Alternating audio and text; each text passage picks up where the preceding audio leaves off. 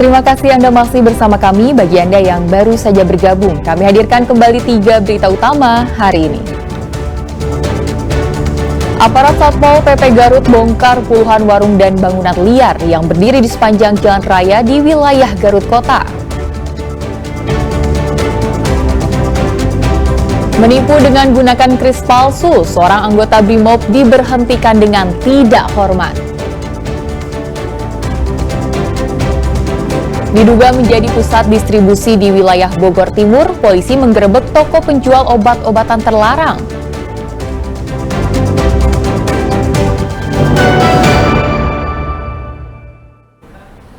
Memanfaatkan situasi sepi, seorang pria membobol sebuah minimarket di kawasan Permata Cibubur, Kabupaten Bogor. Pelaku menggasak rokok dan barang-barang lainnya.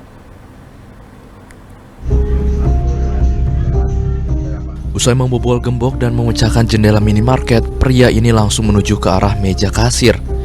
Dengan tergesa-gesa, pelaku mengambil sejumlah barang dari minimarket dan dimasukkan ke dalam karung yang telah disiapkan. Pembobolan ini terjadi Minggu malam di salah satu minimarket di kawasan perumahan Permata Cibubur, Desa Cilengsi Kidul, Kecamatan Cilengsi, Kabupaten Bogor. Pelaku memanfaatkan kondisi di sekitar minimarket yang sedang sepi. Pelaku menggasak rokok dan sejumlah barang lainnya. Jam 1:30-an dia datang ke sini, terus kaca samping dibobol pakai batu bata gitu. Oh, terus naik ke atas. Dia ambil rokok-rokok. Rokok-rokok. Yang bilang rokok-rokok aja atau apa lagi nih?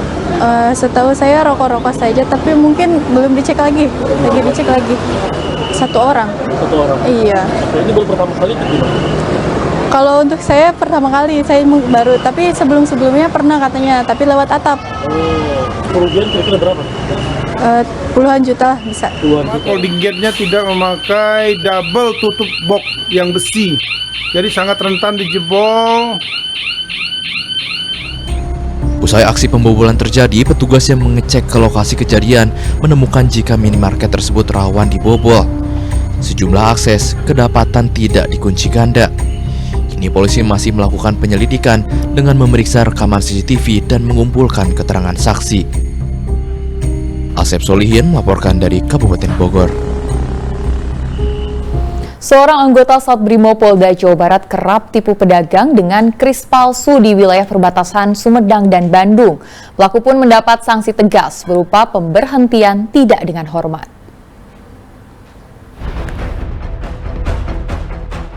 Kamera pengawas merekam saat pria ini datang ke toko helm dan melihat-lihat sejumlah model helm.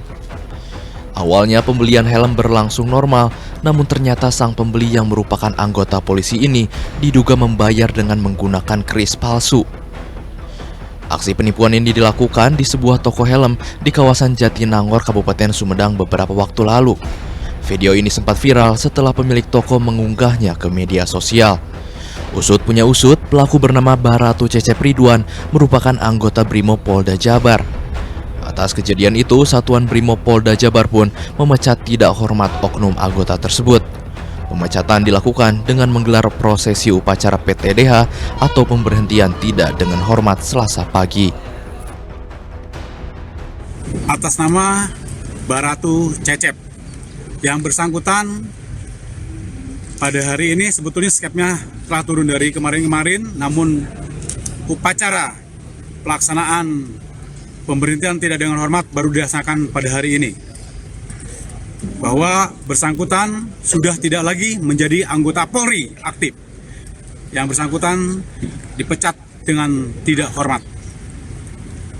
Dengan itu pula, saya atas nama pimpinan Komandan Batalion A Pelopor Satbrimo Polda Jabar memohon maaf kepada seluruh lapisan masyarakat. BRIMOB Polda Jabar pun meminta maaf kepada masyarakat yang merasa dirugikan oleh tindakan pelaku yang dianggap tidak mencerminkan anggota BRIMOB. Agun Gunawan melaporkan dari Sumedang. Polisi menggerebek sebuah toko penjual obat-obatan terlarang yang diduga menjadi pusat distribusi di wilayah Bogor Timur.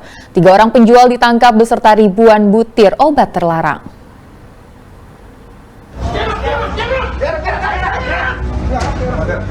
Anggota Polsek Cilengsi menggerebek sebuah rumah di wilayah Jati Sampurna, Kota Bekasi Minggu sore. Rumah ini ternyata dijadikan toko yang menjual obat-obatan terlarang dan diduga menjadi pusat distribusi di wilayah Bogor Timur. Gerebekan merupakan hasil dari pengembangan informasi yang diperoleh dari pelaku kejahatan yang diamankan sebelumnya. Para pelaku diketahui kerap mengkonsumsi obat-obatan terlarang sebelum melakukan aksi kejahatan seperti pencurian kendaraan bermotor dan tawuran. Dalam penggerebekan ini, petugas mengamankan 8 orang, yakni 3 orang penjual dan 5 orang pembeli asal Cianjur, Purwakarta, dan Bogor. Dari tangan para pelaku, polisi menyita sebanyak 5.907 butir obat terlarang berbagai jenis, uang tunai sekitar 4 juta rupiah, serta 2 unit sepeda motor yang diduga digunakan untuk operasi distribusi. Dari keterangan pelaku, omset penjualan obat-obatan ini bisa mencapai puluhan juta rupiah. Ketika petugas datang masuk ke sana, ada kurang lebih sekitar 8 orang yang ada di tempat itu. Ada 3 di dalam bagian kasir atau penjualan, kemudian 5 mereka di ruang samping, yaitu mereka sebagai pembeli. Pembeli ini mereka datang dari berbagai daerah. Dari Cianjur 2 orang, kemudian dari Purwakarta, kemudian dari Bogor Timur itu, dari Kelapa Nunggal, kemudian Cilengsi, dan dari Gunung Putri. Barang bukti yang diamankan? Barang bukti yang kita amankan kurang lebih sekitar 5.100 butir pil berbagai jenis obat keras, kemudian ada 2 motor. Berikut tersangka yang kita amankan dari hasil 8 orang ini, kemudian kita bawa ke Polres Bogor, kemudian dari Polres Bogor mengarahkan untuk dilimpahkan ke Polres Bekasi. Kita serahkan 3 orang selaku penjual ke Polres Bekasi. Kemudian yang lainnya kita kembalikan karena mereka hanya sebagai pembeli dan belum terbukti. Sebanyak 3 orang penjual dan barang bukti kini telah diserahkan ke Polres Bekasi untuk proses hukum lebih lanjut. Asep Solihin melaporkan dari Kabupaten Bogor. Buntut dualisme kepengurusan, Kongres Gerakan Mahasiswa Nasional Indonesia atau GMNI diprotes. Mahasiswa yang protes sempat bersitegang dengan petugas kepolisian. Pembukaan Kongres Gerakan Mahasiswa Indonesia (GMNI) di Gedung Merdeka Bandung awalnya berlangsung tertib. Ratusan kader dari 174 cabang dan 27 pengurus daerah hadir dalam Kongres ke-22 yang digelar pada tanggal 15 hingga 18 Juli 2025.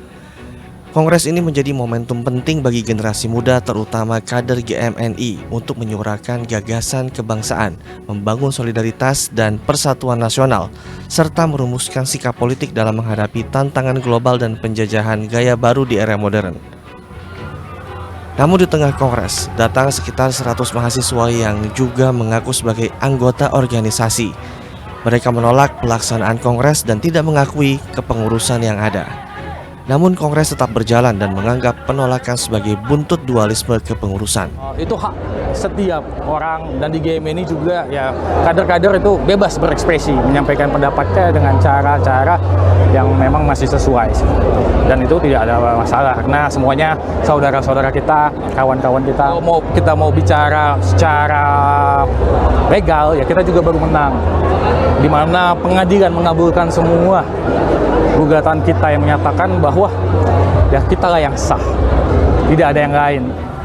Untuk menghindari bentrokan sesama kader, petugas kepolisian berjaga di depan Gedung Merdeka. Muhammad Rizal melaporkan dari Bandung.